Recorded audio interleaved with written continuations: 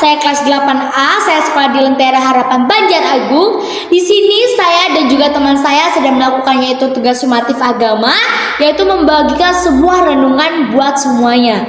Nah, di sini saya dan teman saya itu membawakan renungan dari kitab Lukas 8 ayat 4 sampai dengan 15. Di sini judul perikopnya itu adalah perumpamaan tentang seorang penabur. Saya bacakan, ketika orang banyak berbondong-bondong datang, yaitu orang-orang dari kota ke kota, menggabungkan diri pada Yesus, berkatalah ia dalam suatu perumpamaan. Adalah seorang penabur keluar untuk menabur benihnya. Pada waktu ia menabur, sebagian benih itu jatuh di pinggir jalan, lalu diinjak orang dan burung-burung di udara memakannya sampai habis. Sebagian juga jatuh di tanah yang berbatu-batu, dan setelah tumbuh ia menjadi kering karena tidak mendapat air. Sebagian lagi jatuh di tengah semak duri, dan semak itu tumbuh bersama-sama dan menghampitnya sampai mati. Dan sebagian jatuh di tanah yang baik, dan setelah tumbuh berbuah 100 kali lipat. Setelah berkata demikian, Yesus berseru, "Siapa mempunyai telinga untuk mendengar, hendaklah ia mendengar." Murid-muridnya bertanya kepadanya, "Apa maksud perumpamaan itu?" Lalu ia menjawab, "Kepadamu diberi karunia untuk mengetahui rahasia kerajaan Allah, tetapi kepada orang-orang lain hal itu diberitakan dalam perumpamaan, supaya sekalipun memandang mereka tidak melihat, dan sekalipun mendengar mereka tidak mengerti." Inilah arti perumpamaan itu. Benih itu ialah firman Allah, dan jatuh di pinggir jalan itu ialah orang yang telah mendengarnya. Kemudian datanglah iblis, lalu mengambil firman itu dari dalam hati mereka, supaya mereka jangan percaya dan diselamatkan. Yang jatuh di tanah yang berbatu-batu ialah orang yang setelah mendengar firman itu menerimanya dan gembira, tetapi mereka itu tidak berakar. Mereka percaya sebentar saja, dan dalam masa pencobaan mereka murtad. Yang jatuh dalam semak duri ialah orang yang telah mendengar firman itu, dan dalam pertumbuhan selanjutnya mereka terhimpit oleh kekhawatiran dan kekayaan dan kenikmatan hidup, sehingga mereka tidak menghasilkan buah yang matang. Yang jatuh di tanah yang baik itu ialah orang yang setelah mendengar firman itu menyimpannya dalam hati yang baik dan mengeluarkan buah dalam ketekunan. Begitu sangat luar biasa sekali ayat yang telah saya bacakan ini. Dan di sini juga dari ayat Lukas 8 ayat 4 sampai dengan 15 ini, saya dan juga teman saya itu mengambil sebuah tema, yaitu adalah kegigihan Yesus untuk memberitakan Injil keselamatan kepada manusia yang telah berdosa ataupun manusia yang telah kehilangan kemuliaan Allah. Nah, di sini juga saya bersama teman saya ini akan mengaitkan tema yang kami ambil dengan manusia yang telah kehilangan Allah ataupun manusia yang telah berbuat dosa. Nah, di sini karena dosa itu merupakan perbuatan atau tindakan yang seharusnya tidak kita perbuat, sehingga dosa yang membuat manusia akhirnya menjadi kehilangan kemuliaan Allah, sehingga kita bisa ketahui upah dosa itu adalah maut. Sehingga karena upah dosa adalah maut, itulah yang membuat manusia itu menjadi binasa, ataupun bisa jadi menjadi masuk neraka. Nah, di sini karena manusia itu tidak bisa menyelamatkan dirinya sendiri, karena apa? Karena manusia yang ada di dunia ini itu adalah manusia berdosa semua. Tidak ada satupun manusia yang benar, ataupun tidak ada satu manusia yang bisa mampu untuk membantu kita, kecuali yaitu diri pribadi Yesus sendiri. Karena apa? Yesus itu adalah satu-satunya pribadi yang suci, yang baik, yang bisa menyelamatkan setiap kehidupan kita manusia yang berdosa ini. Nah, maka Allah itu menyelamatkan kita dengan inisiatifnya sendiri. Allah itu menyelamatkan kita manusia berdosa ini bukan disuruh-suruh oleh orang, bukan dipaksa-paksa orang, bukan dari perintahan orang lain, tapi Tuhan itu menyelamatkan diri kita yang berdosa ini, itu adalah inisiatif Allah. Sekali lagi saya ulang, itu adalah inisiatif Tuhan sendiri, bukan dengan paksaan. Nah, di sini juga Allah itu berinisiatif untuk menyelamatkan kita dengan cara Tuhan itu mengutus anaknya, putranya, satu-satunya anak tunggalnya untuk menebus setiap dosa-dosa kita, untuk menghilangkan dosa-dosa kita, menanggung semua dosa-dosa kita. Jadi manusia itu tidak bisa menghapus dosanya dengan sendiri, tapi dengan Tuhanlah anaknya itu, putranya itu yang menebus dosa kita, sehingga keselamatan itu atau penebusan itu hanya dilakukan satu kali saja. Tetapi dosa kita selama itu tuh telah ditanggung oleh anaknya, yaitu tunggalnya atau putra Bapa itu. Nah, di sini juga Yesus sang firman itu adalah merupakan suatu Injil yang dimana ketika kita menolak firman itu ataupun kita tidak mau menanam benih itu sama saja kita tuh merupakan menolak Yesus. Karena apa? Sudah dikatakan dalam Alkitab tadi, benih itu adalah firman Allah itu sendiri. Maka bisa kita ketahui bahwa ketika kita tidak mau mengambil benih itu, menanam dengan baik, mencari tanah yang baik untuk menanam benih itu, sama saja kita tidak mau menerima Yesus yang juru selamat yang telah menebus setiap kehidupan kita manusia berdosa. Nah, Yesus itu, mengapa sih Yesus itu rela mengutus anak tunggalnya itu untuk menyucikan dosa-dosa kita ataupun untuk menebus dosa-dosa kita? Karena Tuhan itu sangat rindu sekali anak-anaknya, manusia yang ada di dunia ini itu semua selamat, bukan binasa.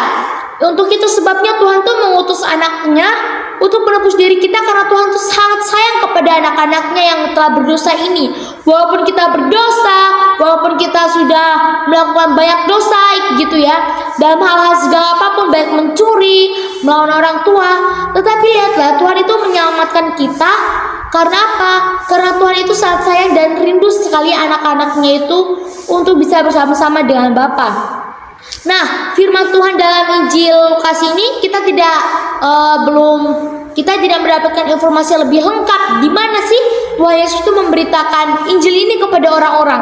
Tetapi intinya ini tuh disampaikan di kota, sehingga orang-orang itu datang dari kota ke kota berbondong-bondong untuk bisa menjumpai Yesus dan mendengarkan tentang keselamatan yang Tuhan berikan kepada mereka.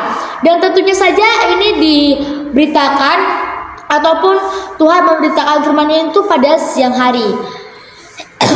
Nah, di sini saya akan membahas lebih dalam lagi dari yang telah kita baca Lukas 8 ayat 4 sampai dengan 15 ini. Nah, kita bisa mengumpamakan seorang penabur ini bagaikan seorang petani, karena mereka seperti sama-sama menanam benih atau menabur benih tersebut. Nah, saya akan jelaskan, seorang petani itu tentu dalam pemikiran mereka menanam benih itu sangat baik, sangat berpotensi baik sekali buat mereka untuk menjalankan hidup mereka, untuk memenuhi kebutuhan mereka, itu pun juga bisa jadi. Nah, tentu banyak sekali kita melihat para petani itu akan memilih tanah. Mana sih tanah yang baik, tanah yang subur, yang dimana ketika para petani itu menanam benih tersebut, itu bisa mereka mendapatkan hasil yang lumayan baik, hasil yang memuaskan hati mereka, hasil yang sangat begitu luar biasa, sehingga mereka akan menanam dengan sangat tekun, teliti, mana tanah yang subur, mana tanah yang baik, supaya mereka ketika mereka panen, mereka mendapatkan hasil yang sangat banyak, yang sangat berlimpah. Nah, di sini perumpamaan seorang penabur itu bisa ditunjukkan kepada orang-orang yang telah mendengarkan firman Tuhan. Nah, tentunya saja setiap orang ketika mendengarkan firman Tuhan itu tentunya saja respon mereka tuh berbeda-beda. Ada yang mungkin manusia ketika mendengarkan firman Tuhan, ada mungkin yang langsung bisa menerima dengan baik, ada orang yang mungkin harus butuh proses untuk bisa melakukan tersebut, ada juga orang yang mudah menerima tapi tidak melakukannya, ada juga orang yang mau belajar menerima dan juga melakukannya. Banyak sekali respon manusia yang ada di dunia ini ketika mendapatkan firman itu, benih itu yang tertanam dalam kehidupan kita masing-masing. Nah, respon itu tuh sebenarnya tuh sangat menentukan kita sekali. Respon itu bisa menentukan apakah firman itu bisa tumbuh dalam hidup kita ataupun juga tidak. Itu yang harus perlu kita pertanyakan dalam kehidupan kita masing-masing. Nah, jadi kesini juga saya mau menjelaskan, jika firman Tuhan itu tidak bisa tertanam baik dalam kehidupan kita, itu tidak mudah untuk bisa terhidupi atau tidak mungkin bisa tumbuh dalam kehidupan kita masing-masing. Mungkin kita akan berpikir, aku udah dengerin firman ini loh, tapi aku nggak bisa lakuinnya. Itu seolah-olah kita menanamnya tuh tidak dengan baik. Kita mungkin asal tanam saja, tetapi kita tidak tahu tanah mana sih yang kita tanami benihnya. Kita menanam benih itu tuh di tanah yang mana sih? Apakah di tanah yang banyak semak durinya atau dimanapun? Nah, jadi di sini juga saya akan menjelaskan, sering sekali manusia itu cenderung mati. Karena apa? Manusia tuh menanam benihnya tuh tidak baik. Tidak baik karena apa? Bisa dikatakan tidak baik. Manusia itu tuh menanam benih asal tanam-tanam saja. Mereka tidak mengetahui tanah yang baik itu bagaimana, sehingga firman Allah yang telah kita dengar itu tidak bisa tertanam baik dalam kehidupan kita. Nah, ada juga orang yang ketika mendengar itu ada yang tertutup hatinya, ada juga yang hatinya itu terbuka. Sehingga saja ada orang yang memiliki kepekaan rohani itu secara mendalam, ada yang memiliki kepekaan rohani itu yang mungkin tertutup, sehingga ketika firman Tuhan itu masuk, ada orang yang mau menerima, ada orang juga yang mau menolak. Seperti aku nggak mau terima firman ini sungguh terlalu berat. Ada seperti orang yang mungkin seperti itu, tetapi ada orang yang mau belajar untuk menerima dan juga mau belajar untuk melakukan firman tersebut. Nah, kita bisa lihat seorang petani dia akan memilih tanah yang baik. Kenapa ia memilih tanah baik? Karena supaya ketika ia menanam, ia itu bisa menghasilkan hasil yang terbaik. Kita bisa lihat ya, tanamannya begitu sangat hijau. Tentu mereka tidak akan mungkin menanam padi ini mungkin di tanah yang kering atau banyak durinya. Tentu mereka akan berpikir ketika mereka menanam padi-padi ini di tanah kering dan juga mereka menanamnya di tanah yang berbanyak semak durinya, mereka akan berpikir tidak akan mungkin bisa tumbuh. Sehingga saja mereka itu akan menanam padi di tanah yang baik, yang dimana mereka bisa ketahui tanah itu akan memudahkan padi-padi tersebut untuk cepat tumbuh dan juga cepat berbuah. Nah, lalu di sini juga bagaimana sih seharusnya respon kita? Nah, respon kita tuh harusnya baik. Lihat, Tuhan itu rela. Tuhan rela telah mengutus anaknya ini yang tunggal ini untuk mati di kayu salib. Kalau misalnya hidup kita ini, pribadi kita ini tidak mau melakukan hal-hal baik ataupun tidak mau melakukan firman Tuhan, ataupun bahkan malah menolak benih itu, menolak firman Tuhan itu, kita harusnya berpikir, oh iya, Tuhan itu telah rela sekali mengutus anaknya. Tuhan rela sekali mengutus anaknya untuk mati di kayu salib, hanya menebus ini loh, diri yang berdosa ini. Maka untuk itu sebabnya kita tuh harus menjauhkan hal-hal yang dimana itu membuat kita tuh untuk terhambat nih untuk bisa menerima firman itu. Semisal mungkin gara-gara hal ini kita tidak mudah untuk menerima firman Tuhan. Gara-gara hal ini kita tuh suka menolak firman Tuhan. Semisal mungkin kita sedang ada di pergaulan yang mungkin tidak baik, sehingga saja kita mengikuti teman-teman kita untuk melakukan hal ini, hal itu, sehingga ketika firman Tuhan masuk, kita tuh berkata, enggak lah, aku mengikuti yang ini aja, tolak aja firman ini. Nah, itu merupakan perbuatan manusia yang sering terjadi gitu, sehingga saja firman itu tuh tidak mudah untuk tertanam dalam hati kita. Itu yang menghambat kita untuk bisa menerima firman itu, menerima benih itu supaya tertanam dalam hidup kita. Nah, di sini Yesus tuh begitu sangat gigih sekali. Tuhan Yesus tuh sangat gigih untuk memberitakan Injil keselamatan kepada manusia berdosa. Supaya apa? Tuhan tuh rindu kelak ketika kita itu dipanggil oleh Tuhan, kita bisa bersama-sama di pangkuan Bapa. Kita bersama-sama di rumah Tuhan, kembali kepada Tuhan. Nah, untuk itu sebabnya Tuhan tuh menggunakan banyak sekali perumpamaan untuk kita tuh bisa menerima benih-benih Tuhan, kita bisa menerima firman-firman Tuhan. Tetapi mengapa sih banyak sekali manusia yang masih mungkin susah untuk menerima firman Tuhan tersebut? Nah, jadi yang intinya Tuhan itu tidak mau satu orang pun, satu pribadi pun yang binasa masuk ke dalam neraka ataupun tidak selamat, tidak mau menerima benih tersebut. Nah, Tuhan tuh akan melakukan segala banyak cara. Tuhan akan melakukan banyak perumpamaan bagaimana caranya supaya setiap anak-anaknya, pribadi kita ini untuk bisa mau menerima benih tersebut dan mau menanam di tanah yang baik supaya itu bisa bertumbuh dalam kehidupan kita. Nah, mungkin akan saya jelaskan. Kita sudah membaca ayat tadi ya, dan pas tadi dikatakan benih itu adalah firman Allah sendiri. Nah, kalau kita pikir secara logika, kalau kita nih tanam, misalnya kita tanam biji-biji itu, kita bakal tanam benih itu di tanah yang berbatu. Ini merupakan tanah berbatu. Kita harusnya berpikir, apa yang akan terjadi ketika kita menanam benih di tanah yang berbatu? Tidak mungkin bisa bertumbuh dengan baik. Mungkin tanaman itu akan bertumbuh, tapi kelak ia besar, ia itu akan mati. Tidak akan mungkin berbuah dengan baik.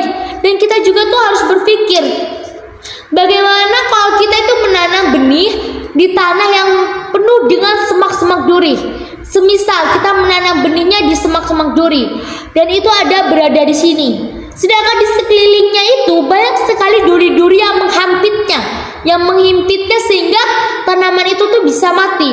Mungkin kita akan menanam di tanah manapun, itu mungkin akan hidup, mungkin akan bertumbuh, tetapi itu tidak akan bertumbuh dengan baik. Karena apa? Banyak sekali yang menghimpitnya sehingga akhirnya tanaman itu pun menjadi mati. Nah, tetapi Tuhan tuh mengajarkan kepada kita bahwa kita harus menanam dengan baik. Kita harus memilih tanah yang baik, tanah yang subur, tanah yang tidak ada batu-batuannya, tanah yang baik, tanah yang tidak full dengan semak duri. Itu, dan juga bukan tanah yang ada di pinggir jalan yang bisa diinjak-injak orang, tapi Tuhan tuh mau kita menanamnya tuh di tanah yang baik, yang subur. Itu sama seperti kita menanam firman Tuhan itu dalam kehidupan kita. Banyak sekali orang itu tidak mau menanam firman Allah dalam kehidupan mereka, tetapi mereka berpikir, aku sudah berbuat baik. Yang perlu kita pikirkan adalah, mau dari mana kita bisa berbuat baik kalau misalnya kita masih menanam benih kita itu di tanah yang berbatu, di tanah yang full dengan semak duri. Mau bagaimana kita bisa melakukan hal-hal yang baik kalau kita menanam di tanah yang tidak baik? Itu yang perlu kita pertanyakan. Sehingga mulai dari saat ini juga kita harus belajar untuk menanam benih tersebut itu dalam hidup kita, menanam firman itu dalam kehidupan kita itu dengan sangat baik. Nah, tidak mudah ya, tentu tidak akan mudah manusia itu ketika mendapatkan firman Tuhan itu, menerima benih itu, tentu tidak akan mudah untuk meresponinya dengan baik. Itu sangat tidak mudah sekali mungkin ya.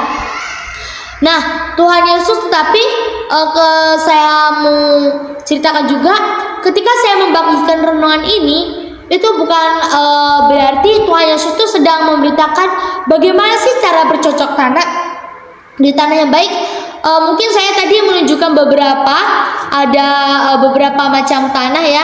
Itu bukan berarti Tuhan itu sedang menjelaskan kita harus tanam di tanah yang ini, bukan tanah ini. Bukan itu maksudnya. Tetapi Tuhan menggunakan perumpamaan ini bahwasanya kita tuh harus menanam firman Tuhan itu, firman yang telah kita terima itu dalam kehidupan kita. Karena apa? Tuhan tuh sangat tahu sekali pribadi kita, hati kita, bahwa kita ini adalah merupakan manusia ataupun pribadi yang berdosa. Sehingga saja Tuhan itu berkata, tanam di tanah yang subur dan baik. yang dimana kita menanam firman Tuhan itu di dalam hidup kita yang paling dalam dengan begitu baik-baik, supaya kelak kita menanam firman itu dalam kehidupan kita, kita bisa bertumbuh. Pribadi kita ini bisa bertumbuh, yang mungkin dari sifat kekanak-kanakan kini menjadi dewasa. Karena apa? Firman Tuhan itu kita tanam dengan begitu sangat baik, sehingga bertumbuh dengan baik dan kita menerima hasilnya dengan begitu sangat baik. Nah, ketaatan kita akan firman Tuhan itu sungguh itu melalui mempercayai kita. Mungkin kita seringkali tidak mudah untuk percaya gitu akan firman Tuhan. Mungkin kita berpikir, masa iya sih begini dan segala macam. Nah, ketaatan kita itu karena iman itu merupakan bisa jadi kita harusnya tuh melakukan perbuatan yang baik, mungkin bisa menolong sesama dan masih banyak lagi yang lainnya. Nah, dan seperti yang tadi, Yesus itu tidak mau satu orang pun itu bisa lolos atau satu orang pun itu jauh dari kemuliaan Allah. Tuhan Yesus itu tidak mau anak-anaknya tuh kehilangan kemuliaan Allah, kehilangan keselamatan yang Tuhan berikan itu. Keselamatan itu, penebusan dosa itu dilakukan itu hanya satu kali. Mungkin ketika misalnya hari ini kita melakukan dosa, besoknya kita melakukan dosa, itu bukan berarti Tuhan setiap hari itu melakukan penebusan, besoknya lagi melakukan penebusan, besoknya lagi melakukan penebusan, itu tidak. Tetapi Tuhan hanya melakukan penebusan itu hanya cukup satu kali. Tetapi setiap dosa yang kita lakukan hingga sampai saat ini, itu tetap saja kita sudah menerima keselamatan dari Allah. Kita sudah ditebus oleh Allah. Karena satu kali penebusan itu untuk selama-lamanya. Selama kita masih hidup di dunia ini. Nah, mari sama-sama kita periksa hati kita. Bagaimana sih sebenarnya respon kita selama ini? Maukah kita ini menerima benih? Maukah kita ini menerima ataupun menanam firman Tuhan yang telah kita terima dalam kehidupan kita? Kita harus cek diri kita masing-masing. Kita ini sudah merupakan manusia berdosa. Apakah kita mau menerima benih yang begitu luar biasa itu? Apakah kita mau menerima firman Tuhan itu dalam kehidupan kita? Atau justru kita tetap saja mau menolak firman itu? Nah, jadi kita tuh harus pelajari firman Tuhan ini. Kita harus pelajari bagaimana sih caranya supaya benih itu tuh bisa bertumbuh dengan baik, supaya kita bisa berkembang dengan baik. Nah, dalam kondisi apapun juga, jangan mudah kita goyah, mau kapanpun, dimanapun, dan sampai kapanpun juga. Ketika kita manusia berdosa ini, ketika kita mau menerima firman itu, menanam firman itu dalam kehidupan kita, dalam hati kita dengan begitu sangat baik, tentu mau dimanapun, masalah apapun, hal apapun yang membuat kita khawatir, tentu kita tidak akan mudah khawatir. Karena apa? Firman Allah itu sendiri telah kita tanam dalam kehidupan kita masing-masing. Telah kita tanam baik-baik di tanah yang subur, di tanah yang baik, sehingga kita bisa saat kita panen, saat petani panen akan mendapatkan hasil yang begitu luar biasa. Itu sama seperti kita. Ketika kita menanam firman Allah yang begitu sangat luar biasa itu, dan kita tanam dalam kehidupan kita masing-masing, kita mau menerima firman itu akan menjadi hasil yang begitu luar biasa. Karena apa? Tuhan itu sangat sayang kepada kita, sehingga Tuhan mengajarkan kita, ayo tanam benih itu, tanam firman itu dalam tanah yang baik dan juga subur. Itu sama seperti kita harus menanam di dalam hati kita, di dalam hidup kita. Kalau hati dan hidup kita sedang tidak baik-baik saja, itu tidak akan mungkin bisa menerima firman Allah dengan begitu sangat mudah. Maka perbaiki dulu hidup kita, hati kita kepada Tuhan, supaya kita bisa menanam firman Tuhan tersebut dalam kehidupan kita masing-masing. Perkenalkan, nama saya Angelmi Kalismini, saya dari kelas 8A, saya sekolah Lentera Harapan Banjaragung.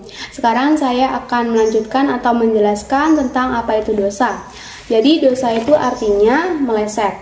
Meleset yang dimaksud di sini adalah tidak sesuai dengan firman Tuhan, atau seperti di gambar ini, dosa itu telah memisahkan kita dari Tuhan. Jadi manusia yang berdosa telah hilang dan telah terpisah oleh Tuhan. Maka setiap orang yang melakukan kemelesetan itu, orang itu telah berdosa kepada Tuhan, dan orang itu atau manusia harus ingat bahwa upah dosa itu adalah maut. Tetapi sayangnya sangat banyak orang yang mengeraskan hatinya walaupun mereka berkali-kali mendengarkan berita Injil. Tetapi satu hal yang harus kita lakukan, kita harus tetap memberitakan Injil ke seluruh dunia, karena sekalipun seseorang yang memiliki seisi dunia, tapi jika ia tidak menerima Injil atau memiliki Injil, ia pasti akan binasa. Dan Injil itu juga artinya Yesus Sang Juru Selamat. Lalu ada dua hal yang harus kita lakukan. Yang pertama itu, jika kita disakiti oleh orang lain, kita harus bisa mengampuni dan memaafkan orang itu. Karena Injil berkata, barang siapa yang mengampuni, maka ia akan diampuni, dan sebaliknya barang siapa yang tidak mengampuni, maka ia tidak akan diampuni. Lalu yang kedua, jangan khawatir. Jadi kita jangan khawatir walaupun banyak tantangan hidup yang kita hadapi, dan kita harus tetap berdoa. Kita harus berdoa dan menyerahkan segala sesuatunya kepada Tuhan. Dan kita jangan khawatir karena Injil berkata, jangan khawatir sebab atau karena khawatir itu membuktikan bahwa kita tidak percaya kepada Yesus. Jadi jika kita tidak percaya kepada Yesus, itu kita tidak percaya dengan keselamatan Yesus. Dan yang berkata jangan atau jangan khawatir itu adalah Yesus. Jadi jika kita melanggar, itu sama saja kita telah menolak Injil itu atau menolak Yesus.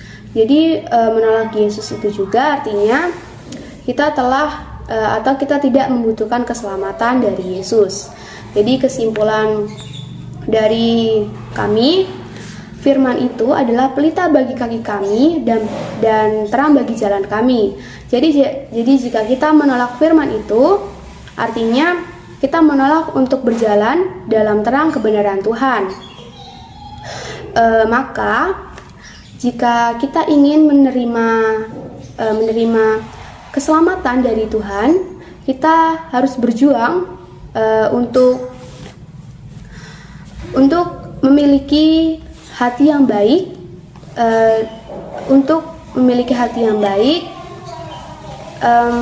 dalam menerima kebenaran firman Tuhan, dan taatilah firman Tuhan itu. Lalu pesan moral dari kami, taatlah walaupun ada kesempatan untuk tidak taat, karena ketaatan adalah karena ketaatan itu bukanlah sebuah ketaatan jika belum taat. Jadi orang yang tidak taat kepada Tuhan itu belum menerima Injil. Dan orang yang taat kepada orang tuanya itu adalah salah satu ciri orang yang taat kepada Tuhan. Jadi bagaimana kita bisa untuk taat kepada Tuhan yang tidak kelihatan, sementara kita belum taat kepada orang tua kita yang kita lihat. Jadi itulah renungan yang kita bagikan yang kami bagikan untuk kita semua. Sekian, terima kasih sudah menonton video ini. Semoga video ini bisa bermakna buat kita semua dan kalian semua. Terima kasih, Tuhan Yesus memberkati.